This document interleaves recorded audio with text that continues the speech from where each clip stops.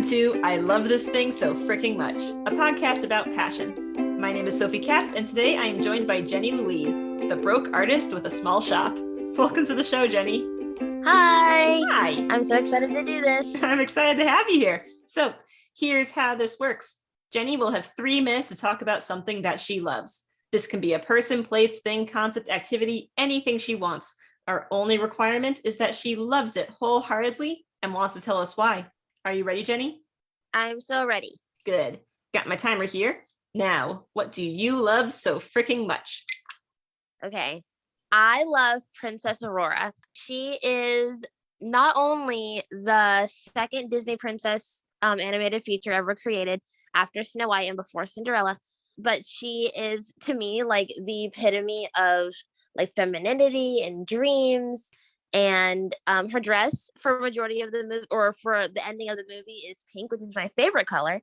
So this all started, I guess, when I was really young, and I had this book written or was illustrated by Trina Scart Hyman, and the illustrations in that book really brought the character to life for me. And obviously the Disney version of the movie or of the story really brought it together for me, where I saw like this girl. She was like lonely, but she also had all these friends in the woods, and she was effortlessly beautiful and musical and calm. And that's what I always wanted to be my whole life, was to be like Princess Aurora. So everything she is and does is super important to me.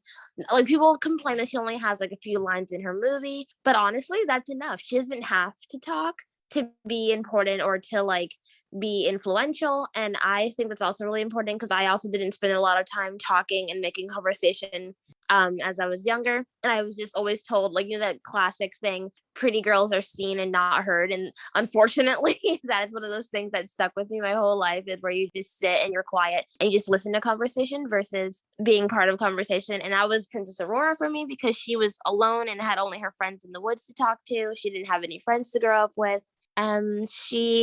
I also like dissociating the color pink with dreams. And that's like her whole thing, is being dreamy. And she wore a pink dress.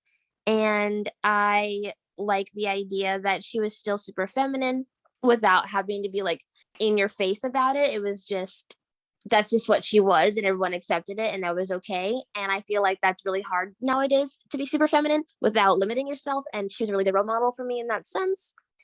And let's see, I love talking about it in my like college class. We had this class, fairy tales and archetypes, and there's this one like section where we talked about Sleeping Beauty, and of course I was the only one to talk about it the entire time. So what we talked about was how she was just a teenage girl, and how it was the archetype for getting through a hard time was by sleeping. Your parents are always just like, yeah, go to sleep, whatever, it'll be fine in the morning. And she was put to sleep by a curse, but when she woke up, everything was better again. So when things are really rough, even though people say not to talk about it, you could just sleep, and when you wake up, everything's better again.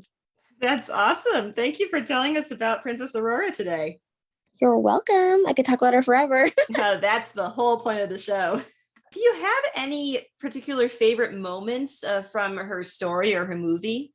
Okay, so from obviously like the Disney version, my favorite part is her in the woods with, not even with the prince, not even with Philip. I love it when she's with just like the woodland creatures by herself, and the owl and the rabbits come up, and they're her dream prince with like the cape and the hat and the boots. And I think that scene is just so lovely and so beautiful.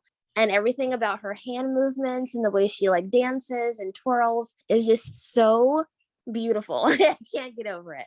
Yeah, you mentioned that you aspire to be like her. There are certain ways that you've noticed that you've incorporated certain aspects of Princess Aurora into your own life or your own style.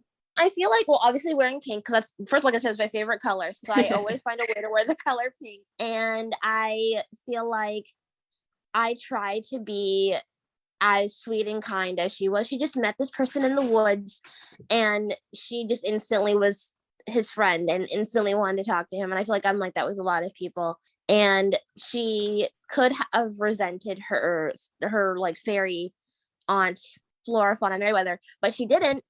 She still loved them, and I still feel like, sometimes I get like bamboozled, I still like am careful, and I still love the people that have done that to me.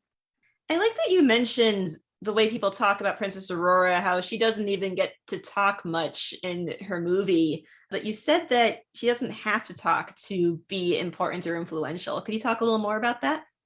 Yeah, I feel like because she was so silent and because she was just present, that makes her just as important as the girls who do speak and like make their stance known. She doesn't have to, because she does it in her actions and she does it in her behaviors. And I think that the song Once Upon a Dream, like, that also outlined what she was thinking. Like, her internal monologue said a lot to me. It just said that she was just obviously very dreamy and very like twirly, and she just wanted to live a life different than what she was living in the woods, but she still was happy with what she was doing. She didn't have to say it, you just knew. You've also taken, I find, a very interesting take on her sleeping, because that's another thing that I think a lot of people put as a count against her, that Aurora spends the climax of the movie asleep, but you framed it in a much more hopeful light, that you will be able to wake up someday and your problems will be gone. Oh, 100%. Like, as someone who like does suffer from like anxiety and depression, like obviously like depression naps are a thing, and when you do wake up, you always feel so much better than you did before you went to sleep. And when you're like really stressed out, if you like, even if you're not asleep, if you're just like laying down and like putting yourself separately from the situation that you're in, you always feel better when you re-enter the world. It draws a nice parallel to her song. Her song is Once Upon a Dream, about how her dream life is so much more beautiful than the life she's living. And then one day she does get to live that life. She does get to wake up in it. Exactly. That's like, that song is so important. A lot of people don't think about it or like read the lyrics, or like, I'm very super like lyrical and I love reading lyrics and like trying to compare that to my own life or like what the life of the character is going through. And I think that, yeah, she definitely was dreaming about like having a new prince and having like a new happier life and getting to go someplace else. And finally, when her dream world became her real world, she was just so content. She didn't have to question anything. She woke up, saw the person of her dreams, knew that everything was going to be better, went downstairs, saw her parents, and her life was set. Yeah, she gets a really unquestionably happy ending. She did. I was so excited for her. Is there anything that you don't like about Princess Aurora? And if so, how do you handle that? I don't think it's me personally not liking. I think it's just like other people not liking her and like giving her a bad name because she doesn't talk a lot or because she doesn't do very much. Like, a lot of people expect like a princess to be like a heroine and like want to go on grand adventures and like defend herself and fight for herself. But Aurora doesn't have to. She is still a princess and she's still very strong and she stands up for herself without, well, I don't want to say stands up for herself. I want to say she like established who she wanted to be. And regardless of what her aunts were going to say, she was going to try to see Philip regardless. And I think that's okay. Like, I think that made her the princess that I love. Certainly, a princess can be a lot of things, and Aurora certainly has a very strong sense of self and what she wants and doesn't want, even if she doesn't, get up and shout about it. 100%. Jenny, thank you so much for telling us about something you love today. Thank you for letting me talk about it. Oh, my pleasure. And thank you, our listeners, for tuning in today. If you would like to learn more about Princess Aurora or our guest Jenny, you can find her social media information in the episode description. And don't forget to use the hashtag #LoveThisThingCast to tell us about the things you love. I Love This Thing So Fricking Much is a production of Through the Window Media. This episode was directed and edited by Sophie A. Katz. You can find us at Through the Window on Twitter, Facebook, Instagram, or Tumblr. That is THROU The Window at all those social media sites. Be good to yourself, be kind to each other, and you'll hear from us again soon.